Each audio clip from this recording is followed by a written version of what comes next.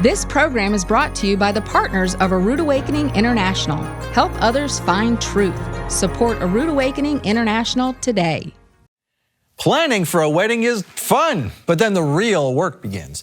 Working on your marriage is an ongoing process, but it's fun work. It can be. It's work that can help your marriage get better and better with every passing day. And tonight, former marriage counselor David Robinson shares some practical advice on how to keep your marriage fresh and fun. It's our final broadcast episode of our marriage series from this day forward, because it's the end of the sixth day, the sun is set, and this is Shabbat Night Live.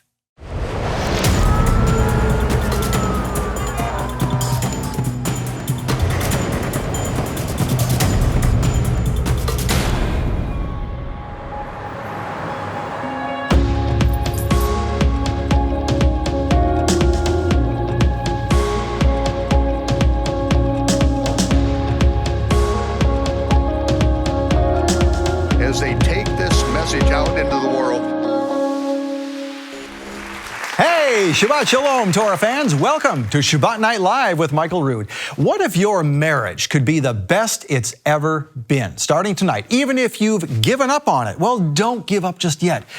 If you're in that situation right now, I want you to stay right where you are. Take out a notepad or your smartphone or whatever and start taking notes. This episode of Shabbat Night Live might just save your marriage or make it more enjoyable than you ever thought possible. Take away all distractions and get ready for tonight's final broadcast episode of From This Day Forward. There's also a bonus fifth episode that you'll learn about later in tonight's episode, and you can get that when you order the DVD package for the series. More about that later. Now, let's see where we are on the astronomically and agriculturally corrected biblical Hebrew calendar. It is the third Shabbat of the 8th biblical month, the month of Mar Heshvan. We are in the period between Sukkot and Hanukkah.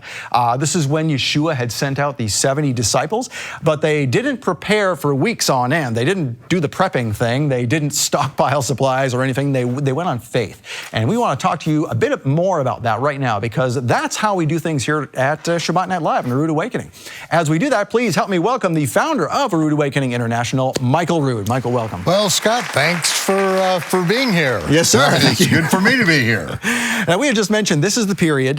This is where you note that one of the few times in the chronological Gospels where not much is written down. Why? Because everyone's busy doing assignments. That's right. And also in the Gospel of Luke, the only indication that this is the Feast of Tabernacles is only obvious to the Israelites, who 3 times a year are required to go up to Jerusalem for the feast. And so every Israelite knows exactly what happens at the Feast of Tabernacles, and that is we sacrifice 70 bulls. Okay. 70 bulls, because that is the representation of the provision for the nations.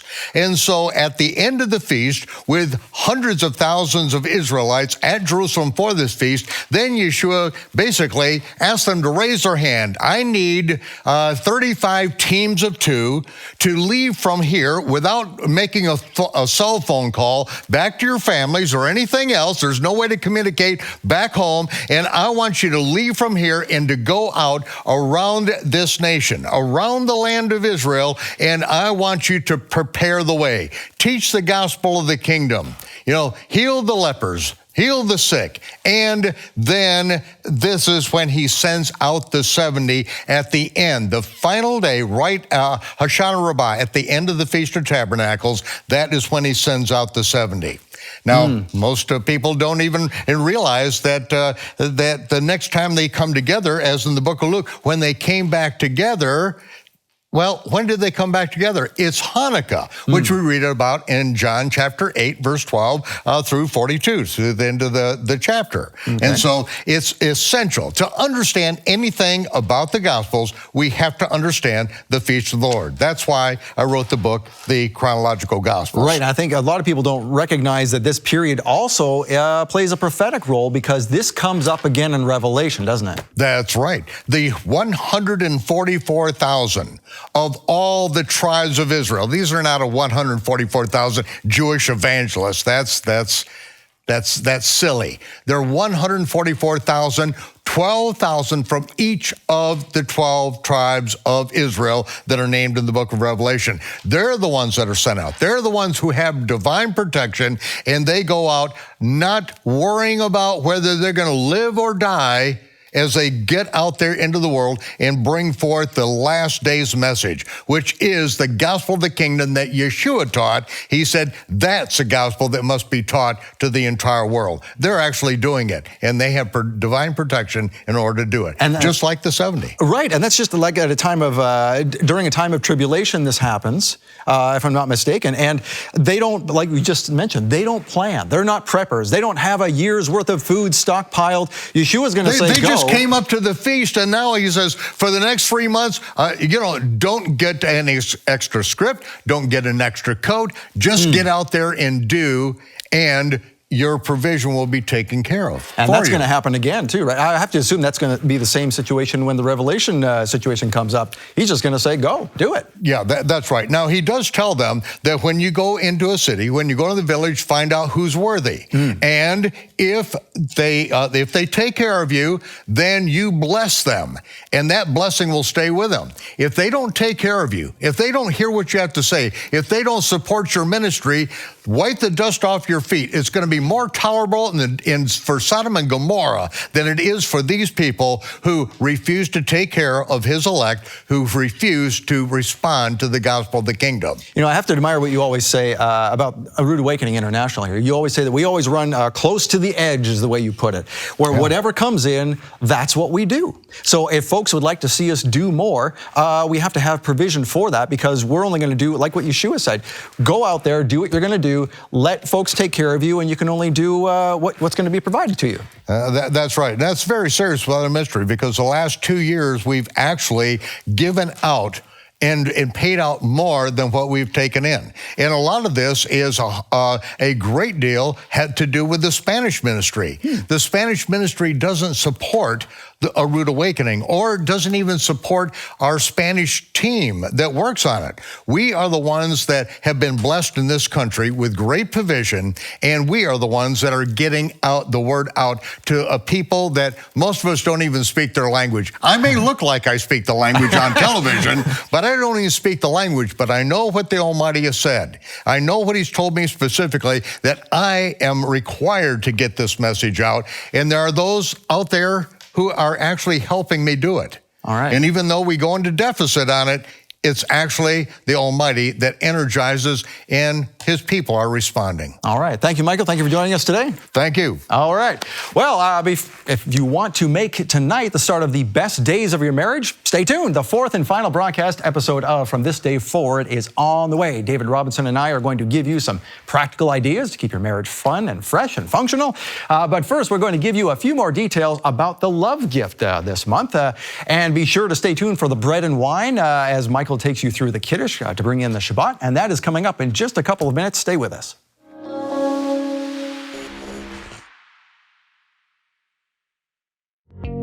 Have you ever tried sharing the truth of who Yeshua really was and what being a believer really means, only to be shut down, told that you're being deceived, and even threatened by people who claim to love God?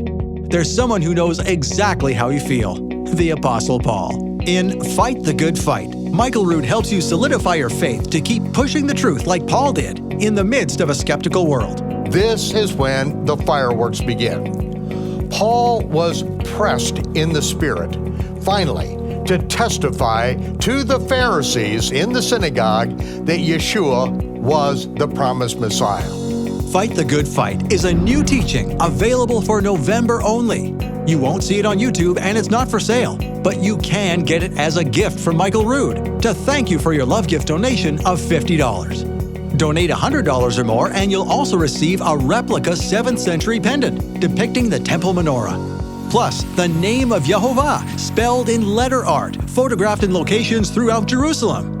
Or for a gift of $300 or more, you'll receive the teaching, the pendant, the letter artwork, plus this beautiful hardcover book collection, the Psalms of David and the Proverbs of King Solomon. Each of these gorgeous publications features a metal sculpture embedded on the front cover. Inside, an inspirational collection of prose and praise in both English and Hebrew from two of the most beloved books in the Bible. This one-of-a-kind collection of biblical keepsakes is Michael Rood's gift to you, to thank you for supporting A Rood Awakening International. You'll get the Fight the Good Fight teaching for a love gift donation of $50, the teaching, the letter artwork, and the menorah pendant for a gift of $100 or more, or get everything plus the Psalms and Proverbs hardcover book set for a love gift donation of $300 or more. Get these love gifts now while supplies last. Donate by phone or visit monthlylovegift.com. Movies and TV shows have convinced us that marriage should provide ultimate fulfillment, an expectation it was never designed to give. In From This Day Forward, marriage counselor David Robinson explains that the Almighty never promised a marriage without conflict, but He did provide the answers in His Word. You need to know how to communicate. You have two different lives with different influences coming together, and you need to learn, you need to have tools to help you to communicate. Using a relationship with Yeshua as the ultimate guide, David shares tools to resolve conflict, cultivate communication, and stay on track for a happy marriage. From This Day Forward is the 4-episode teaching you're watching this week on Shabbat Night Live. And right now you can pre-order the entire series to keep or give to friends and family. Pre-order now and get 20% off this entire series on DVD, Blu-ray, or audio-only USB. From This Day Forward. Order it now. Call 800-788-7887 or visit aroodawakening.tv/marriage.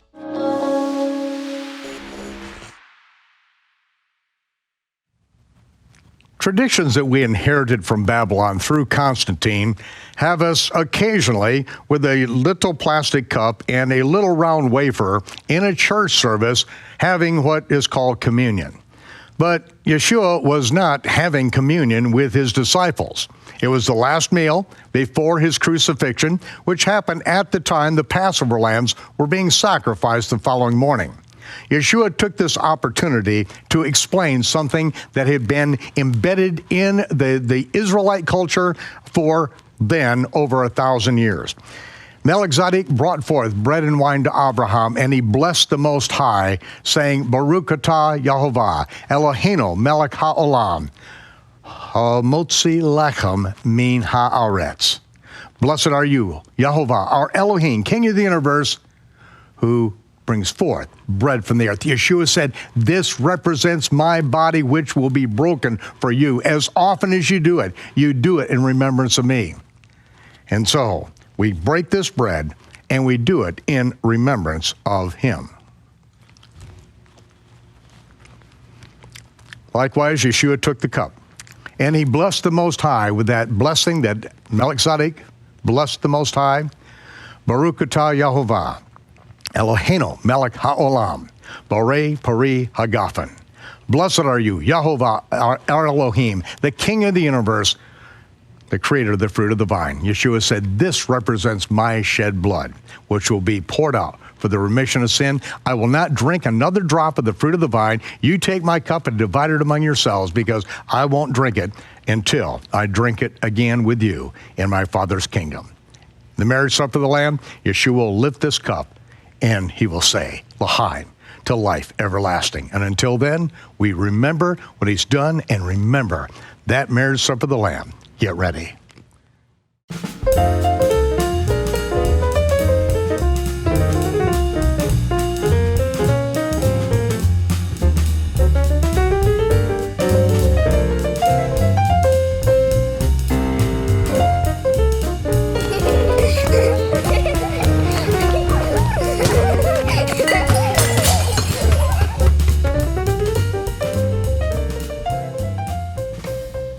So maybe you're in this situation right now. Maybe you haven't been in this situation for some 20 years or so. You're pursuing the person who's going to be your spouse. You're doing everything right. You're doing everything they love, and everything you love, they're doing for you. It's just bliss. It's wonderful. So much so that you decide to get married, and you get married. And after the honeymoon period, Everybody forgets to do these things, and pretty soon, one is pursuing and one is moving away, and then the opposite happens. Well, we're here to help you fix all that, and it's surprisingly simpler than you might think. I'm learning a lot. I hope you're learning a lot in this series. If you're just tuning in, you're just in time to meet David Robinson. David, welcome back to Shabbat Night Live. We've been talking about relationships, specifically in marriage. Once you've got that commitment, you've made your oath before Yehovah, before God, now the work starts. Yeah, this is, if you're not working on your marriage, I think we said this in the very first episode, if you're not working on it, you're not doing it right. No, you're not. And you can't expect to have a great marriage. I mean, it's going to be just existing. There's so much more that God intends for us. And communication is the key. I hope by now folks who have been watching this series have understood that communication is the key, and we use languages to communicate. And one of the greatest examples of languages is the 5 love languages, written by Gary Chapman. Yes. Even when you just look up love languages on Google, it seems to be the universal standard now, it is. Christian or non-Christian, to communicating with your spouse, because it's so great, and I believe it was, divinely inspired. That's why it's so widespread and it works so well. It's not Gary, it's God working through Gary that made this great. Now, we covered several of his 5 love languages last time. We've got them written down here. We had quality time, physical touch, and gifts. Which, each one of these we determined was a lot more than what they appear. Yeah, absolutely. And then we had acts of service and words of affirmation. Words of affirmation is when we've talked about a little bit, is my wife loves hearing what I appreciate. Like her cooking is incredible, so I'm always complimenting on her cooking, and it seems like, and she says, that's what I love about you. Every time you eat something, you say this is the best you ever had. And I'm being honest, it is, though. She thinks I'm just saying. I'm not. It's like every time she makes something, it's even better than the last time. It's like, oh my gosh, I'm so appreciative of that. The way that she manages the home, the way that she's like having, when she's walking in her role and she's being loved correctly by me, she's like having a personal assistant that has my back. She has my best interest. And when we learn that they're not, if we're loving them correctly, they're not there to be bossy and, in fact, everything that we call women that have leadership abilities or can manage their home correctly and take care of the kids and tell their husbands what they need to do and manage the home, we call them Jezebels now. And in the first century church, they sold land. I mean, they took care of the house, the home, and the welfare of the home and the children and so forth. They managed the home. And so I tell my wife with words of affirmation, and then that's her bounces back and forth between that and physical touch. But she needs that. She needs to hear that she's important and everything that she's doing is good. I need to hear that, as I'm out working, hard for the ministry and for the Father and the side stuff that we do, and with the studio and all that, when she hears a mix or she's like, wow, that sounds incredible. Or she says, you're really good at what you do. Or those things build me up. It builds my confidence up. It gives me a sense of well-being, and that's what we all need. We all desire to have a sense of well-being. Yeah, and I appreciate what you're saying, because that brings to mind what my wife does for me. If I put up a blog post or a video blog that I've done, I put it on my Facebook page, she'll immediately go up there within 10 minutes and share it on her page. Yeah. And that means the world to me. That says, hey, you know what? My spouse believes in me. Yeah, exactly. That's great. And I have to remember to do the same for her, to believe in her. She has a job now where she wasn't able to for the last 10 years, raising kids, and we came from Canada, so we had a visa situation. She was not allowed to work. Now she is, and she's finding that she has skills that she didn't know she had. Right. And she's practically running a gymnastics club, all the behind-the-scenes stuff, and she's flourishing. She's flourishing, and she's going, wow, I know how to do this. This is great. And I need to support her in that, say, you know what, you're doing wonderful things, and you can do it. You can do it. You can do it. You need to be that enthusiasm behind what she's learning and what she's coming into and she's evolving, Yeah, and we've discussed before how that someone's love language may change over time, and that's where my wife's changed over time. I don't know what it was before because we didn't do this test before, but now it's gifts, and we've already established that does not mean necessarily material things. But it makes sense to me because now that she's got a job, she recognizes that I'm not so stressed about money because I'm not the only one bringing money into the house, and now her thing is gifts because psychologically she's going, we can afford some of the niceties, and I'd kind of like some. Yeah. And that's okay. That is okay. And what's really interesting is the more that you learn this, the more it is embedded into your psyche, your heart, it leaks onto your heart. You do these things, you see the fruit of these things, you see the joy that it brings to you, to see the happiness in your family. Do you even learn how your kids receive love by knowing this? And so then you can feed their love language. So it's just a healthy environment. What's really good about this is it's kind of a thing that evolves and happens naturally as you learn this, and as love languages change, before you know it, you're doing what you really should be doing. You're doing all 5 of them. That's a very good point. You're doing all 5 of them, and that is really important. You'll know which one needs the most attention, but by default, you still do the others because it has become habitual. It's become something that's on your heart that you know that you did, so you continue to do it. That's so important because I know when you do this test, especially online, if you go online to do this test, you'll see that they have a little score and say quality time is 5, physical touch is 4, or whatever. Like you're saying, it doesn't necessarily. I made that mistake. I saw that at the top of the list was my one that I was kind of surprised at was gifts. I went, oh, she just wants gifts all the time, and I started doing that. And then she said, you don't have to get me stuff every week. And she says, I kind of like words of affirmation. I like when you tell me I'm doing a good job too, because you don't necessarily pay attention to the top one. It's everything. Right. See, I know the top 2 from my wife are physical touch and words of affirmation. Those 2 are like the beacons in my, I see that all the time. But also know that the one that used to be the most important to her was quality time. Well, guess what? Quality time's becoming more important to me. I have never been about quality time, and that's part of my transition of being very independent and becoming interdependent. But it's amazing because I used to we went to Walmart together. That was quality time. That's not quality time. And then now I'm sitting here, and we're going to New York, tomorrow morning, and so I'm really excited about the quality time we're going to have together with no one else around, no interruptions, no distractions. And I'm texting her that. And it's like, this is going to be awesome, So it might be the 3rd one down the list. It might be the 2nd one on my list or becoming the 2nd one on my list. But we should be doing them all. And just knowing which ones are the priority, that's key. Yeah, and I think words of affirmation, even if that's low on somebody's list, everyone likes to be appreciated. Everybody. And and a kind word is kind of universal. I think it's just nice to say to anybody, everyone likes to be lifted up, even if they don't recognize it when they're doing their own test. Yeah, it's part of Scripture. 1 Corinthians 13, we talked about it yesterday. What is love? It's loving our neighbor. All of us here, if we can't love each other, something's bad wrong. We're in the ministry together. And I love the job that you do and everyone else do because it's a collaborative effort. We're collaborating together to do what the Lord has put on this ministry's heart, on Michael's heart. And so, everybody here loves to hear, man, you did a great job on that. I think, you're right, it's universal.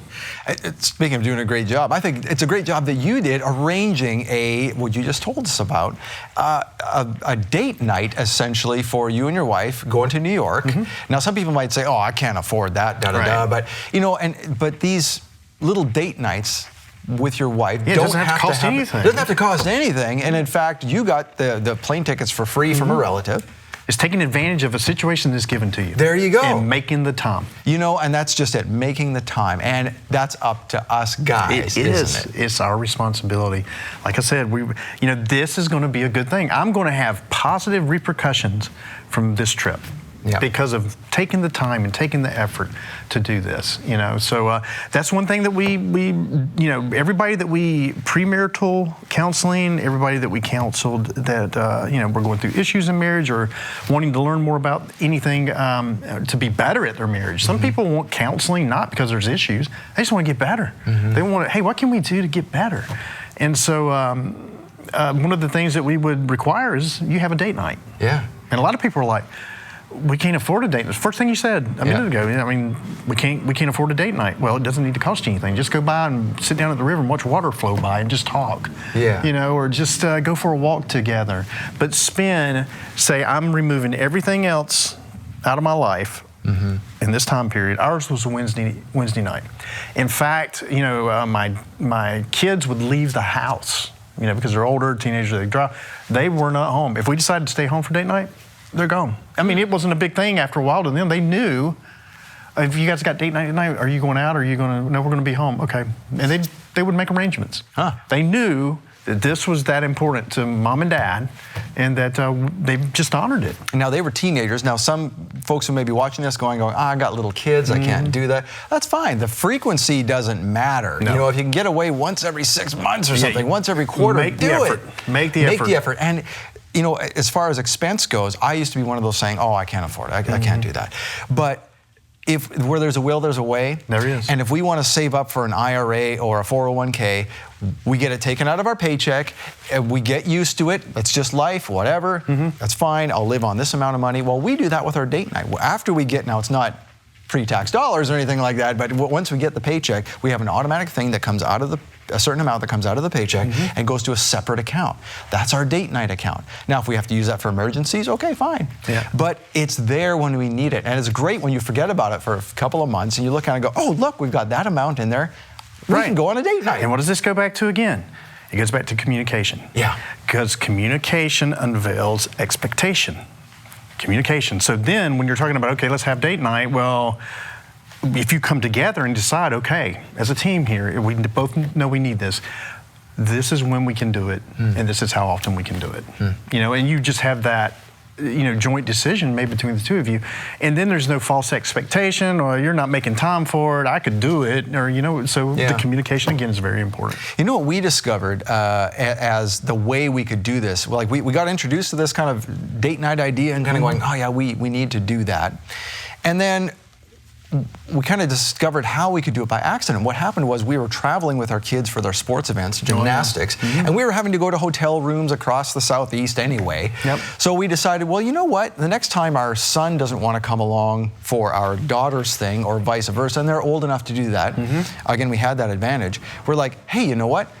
No kids coming with us. Let's get a little bit of a nicer hotel. Let's go to dinner together. There you go. And then it was some of the best times of our lives, and it was something we were doing anyway. Memories. We just integrated it into what we were doing as a date night. That is a great example. You make a way. If it's important, just like you said with the IRA, the truth of it is where your heart is, there's your treasure. Whatever you want in life or whatever you want to achieve or want to do, you're going to do that. You're going to give it your heart. So, what we're talking about here is coming to a place in your life going, okay, I need to give my marriage my heart.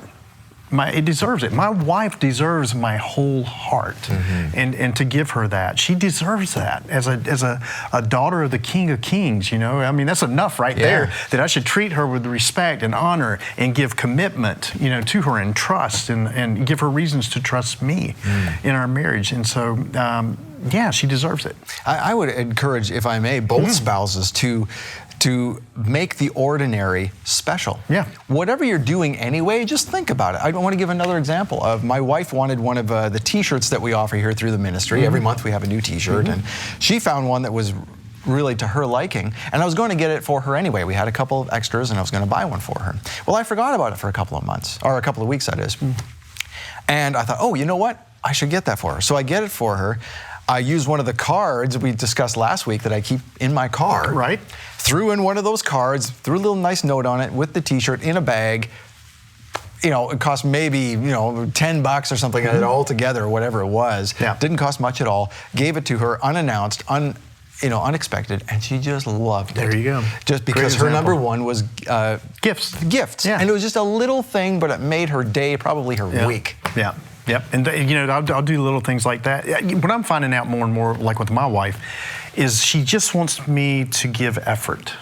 She wants to see, just like, even, this may sound stupid, but being out hunting, a lot of times I'll take time when I'm walking or whatever, and if I see flowers or something, I'll make a bouquet or whatever, and then I'll take that back to her. Really? But it's just thinking of her, you know what I mean? Yeah. Or taking a picture of something and going, hey, I was thinking of you, and sending that. I mean, it's not as hard as we think it is, and the beauty of all this is if you're in a marriage now where you are, you just don't even want to spend time with your wife, and you want more, you can have it. Yep. You definitely can have it. And as Shalom Arush would say, I keep bringing this guy up because it's so important, and people are probably getting sick of hearing it, but you know what? His Garden of Peace book basically says that if you want more from your wife, be more to your wife. Amen. I truly believe that. I mean, that's probably the best way to say it. I mean, she is going to be what you invest in her to be. Yeah, and that's why it's important for the guy, as we talked about, to plan this date night. You might say, oh, I'm not good at this kind of stuff. My wife usually handles that kind of thing. And okay, step out of your comfort zone, guys. Exactly. Come on. If your wife is important to you, just as an IRA might be important to you, or saving for your future, or this or that, or keep, whatever it is, what's most important in your life? I mean, come on, let's take an honest look at ourselves and go, if it's our wives, darn it, plan something. Yeah, it should be, and that's the sad thing in the time we're in right now is career, money, those things tend to be the most important things, and it's really leaking into the Christian environment, the home, the church, or whatever, and we need to change the climate as a body, you know what I mean? And we really need to do that. And so if we want to do that, and we want to be part of that victory, it starts in our home. It starts with us.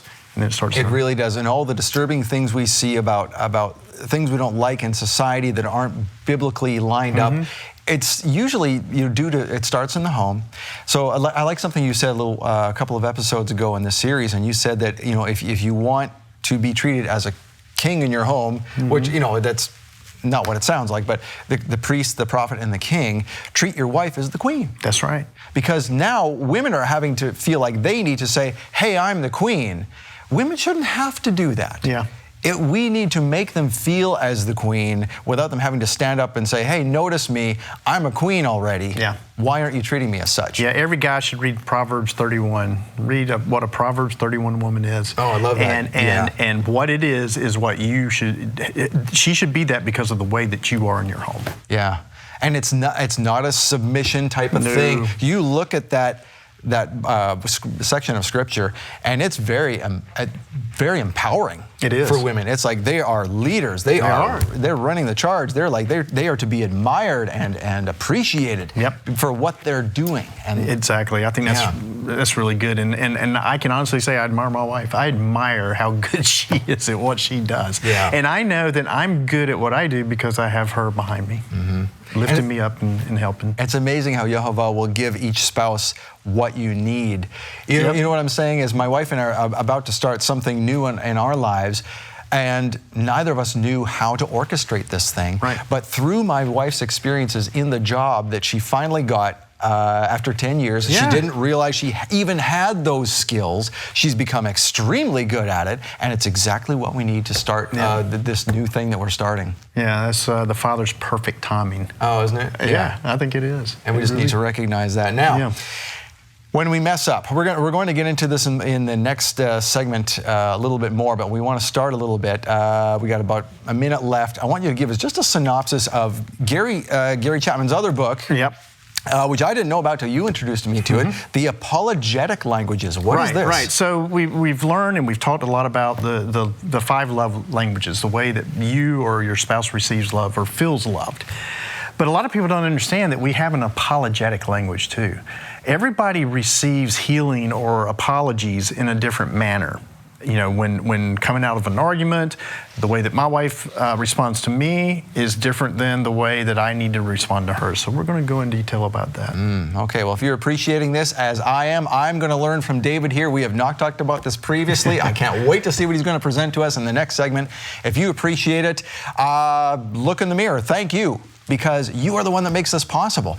You are the only sponsor of Shabbat Night Live. We don't have any big corporations sponsoring this show or any money sitting aside that just in case, we'll bring it out and we'll support the show. No, it's up to you. If you enjoy watching Shabbat Night Live, we need you. And if this is blessing your heart, and if this is where your heart is and you appreciate it, may I ask you to support this program. Yehovah will reward you for doing so, and we just thank you in advance for doing it. Here's a couple of minutes to do that. All right, well, thank you for supporting Shabbat Night Live. And honey, I'm sorry, okay? That's not the way you do this. That's not the way you apologize.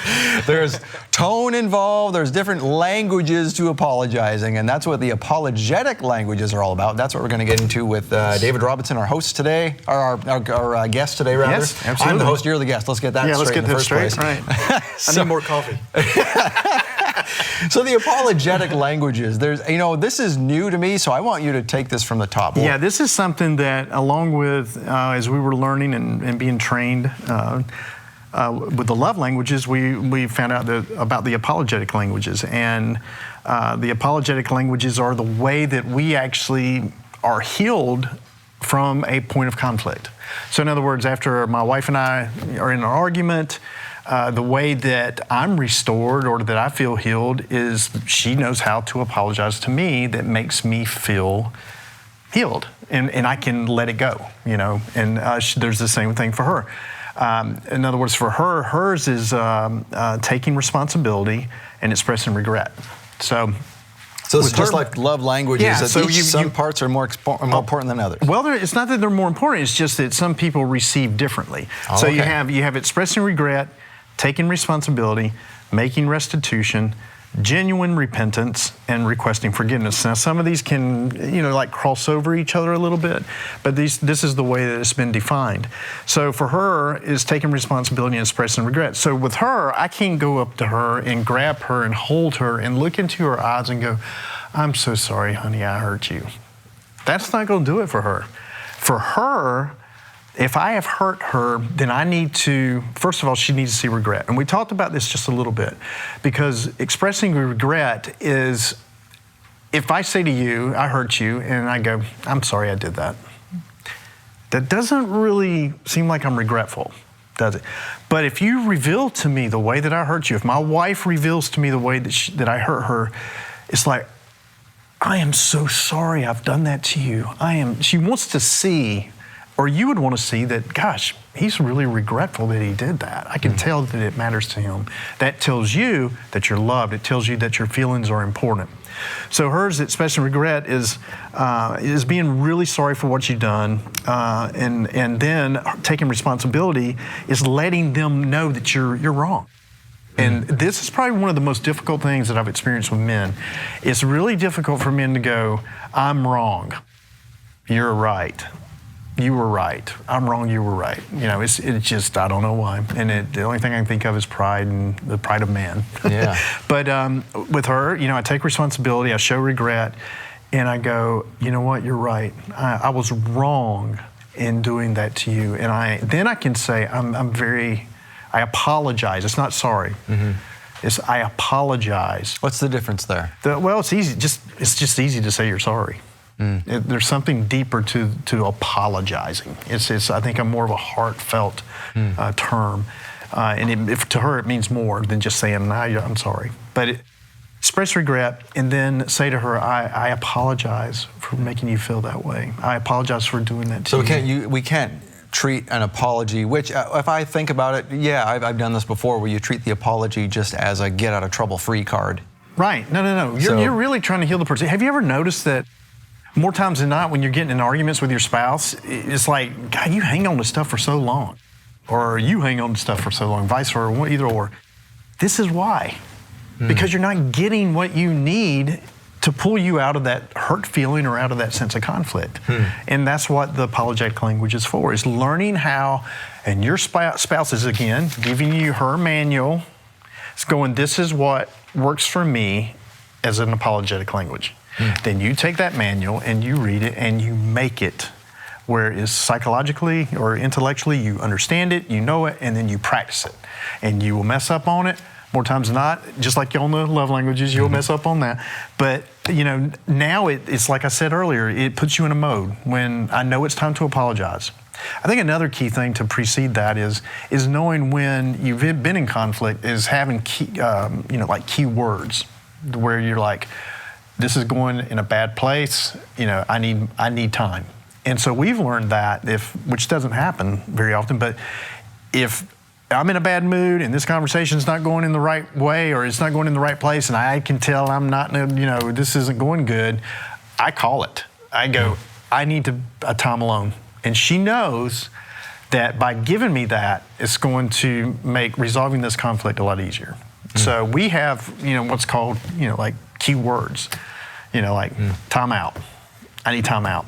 I need to go, I need to have a minute to get my thoughts together. So, it prepares us going into the part of conflict resolution, which in most marriages, that is the number one source of contention or conflict. Is conflict resolution. And the conflict itself, but how do we find resolution? How do we get out of this conflict? And this right here is part of it. So when I do these things for her, it heals her immediately. From her, for me, I get the genuine repentance. And genuine repentance is part of my love language, the physical touch. So my wife can come up to me and grab me and look into my eyes with her beautiful eyes and apologize to me and genuinely repent to me. And I am like mush. I mean, it just melts me. I don't care what she did. There's been only a couple of times that I can think of where I had to, probably my pride, but go, okay, I appreciate that. Thank you we always compliment you. Thank you for apologizing, but I still need a minute. But you're already done, really, I think, but on most cases. But it just totally melts me. And they tie together. Your story that you just told there reminded me of something where my wife, all she has to say is, I'm sorry, and give me a hug. And I'm good with that because why? What's my number one love language? Physical touch. Yep. Where if I try and do that to her, that's not going to work. Yeah. So maybe I need to work on making restitution because as you mentioned before the cameras came on, we were talking about this, and you said that quite often that can involve a peace offering, a gift, yeah, that's or something. the toughest one. And it takes a lot more effort. It's the toughest one to fulfill. It's basically saying, I'm going to do this, and sometimes it involves gifting. Like I did this, I bought these tickets for you because I know how important this was for you. I went to a sporting event, she got mad and blah, blah, blah, blah, blah. So what are you going to do? Yeah, well, I'm going to buy you tickets that aren't a sporting event, but are to this fashion show that you really love every year, and I want you to know that I got these for you. And also they want to know this, I'm going to fix the problem. The problem, I did this. How are you going to fix the problem? That's what they want to know because they don't want to be hurt that way again. What are you going to do to make sure this doesn't happen again? She shouldn't have to ask you that. When you know the love language, okay, I need to make restitution. I need to let her know that this is what I'm doing to fix the problem. I think just psychologically, physically doing something like buying the tickets, like you mentioned, or whatever, puts us in a frame of mind that I'm not going to let this happen again. And by actually going through the motions of doing that, you probably won't come up again because it's going to be such an event in your mind that, wow, I had to do this and this and this and this just because of this one little argument or whatever.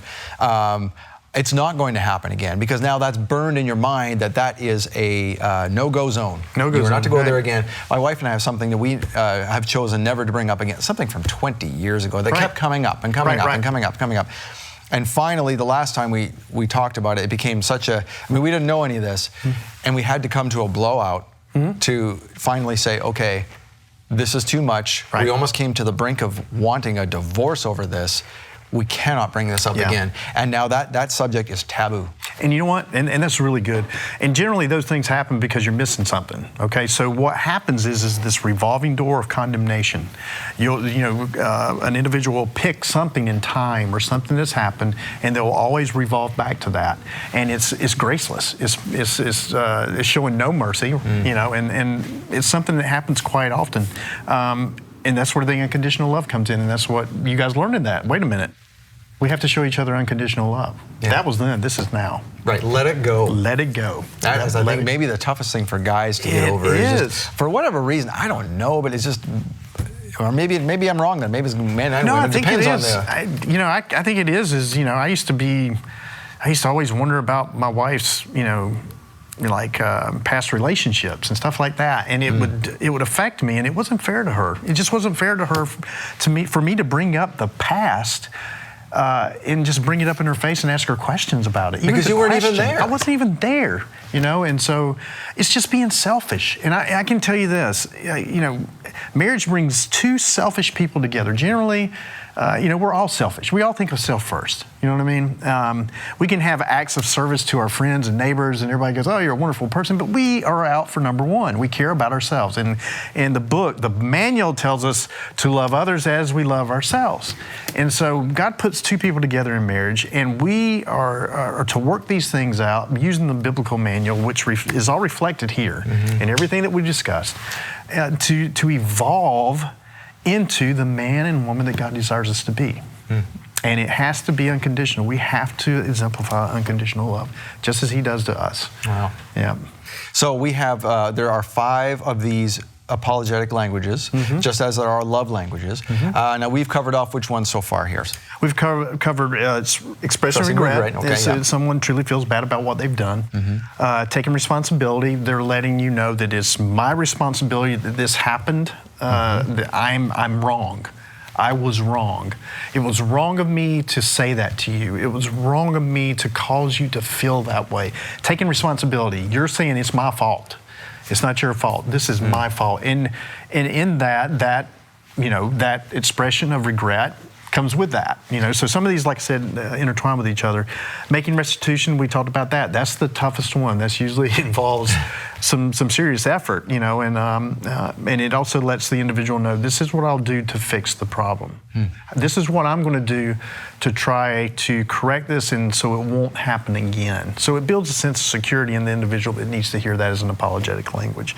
The genuine repentance, we talked about that. That was similar to expressing regret, but it's also a promise to change. When I think I talked about that. My wife says, or she does to me, genuine repentance. She says, I'm going to be working really hard at not doing that ever to you again. As she's looking at me and holding me, and it just heals me. It makes me forget it. It's like, okay, I'm good. Let's move on. So we talked about that, and then requesting forgiveness. I think that's the only one we haven't touched on. But it's letting the person know that they're wronged, but they require the asking of forgiveness. Now, I used to teach my kids this. So when Kayla would, her terrible twos, and she's the sweetest thing you ever seen, right? I mean, after we went through this, but we learned through the Growing Kids God's Way not to discipline with anger, to remove them from a situation, and to discipline without anger. And that if there's, a spanking involved, then we did that without anger, and it was only for disobedience. So mistakes happen, disobedience, And so we went through that with her, my kids, and they knew that to restore relationship, just as we do to the Father when we sin, is we go to Him and we ask for forgiveness. We ask, Father, please forgive me. And I believe He sits there just like I did and go, for what? I want to hear from you what you did and that you're asking forgiveness. So my daughter would come up to me and she'd go, Dad, I'm sorry. And I go, and I just keep watching TV or doing whatever. And then she'd go tap me and she'd go, Dad, I apologize. Oh, you did? Okay. Dad, I apologize for blah, blah, blah, blah, blah, blah, blah. Will you please forgive me? Oh, and I would reaffirm her and grab her and teach her that saying you're sorry is nothing but to ask for forgiveness. And that's what this is, people that require you to ask for their forgiveness. Yeah. I do that with, it's interesting you bring that up. If I do that with my wife, I say, will you forgive me? If I go to that extent and remember to say, will you forgive me? Sometimes she's not right now. Yeah. And you got to be okay with that.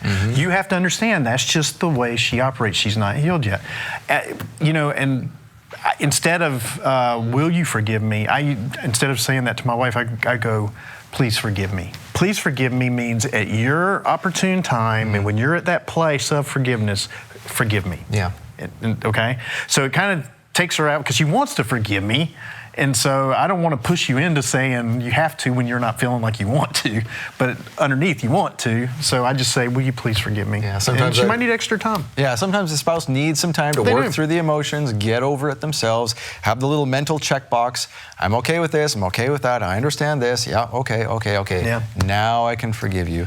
And I always tell my wife, not always, sometimes I'm like, okay, that is you talk about trigger points and just your key words. If she says not right now, that's back off, don't stir the hornet's nest. Yep. Go change the oil in the car and come back when she's ready. Yeah, that's right. Yeah, that means leave me alone. Yep. I need time to think. Yeah, I get the look, kind of like the eyes, and I'm like, ooh, okay.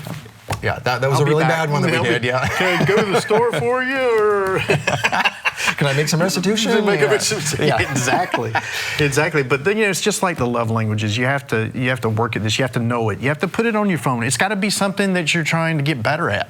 So you're not going to do it. Even if you go to one of the classes, the dynamic marriage classes of 8 weeks, this is to show you these things, and it's really is self-evaluation. The classes and what we teach, and even the premarital stuff that we do, it's all self-evaluation. It's not you pointing the finger at your spouse or the one that's going to be your spouse.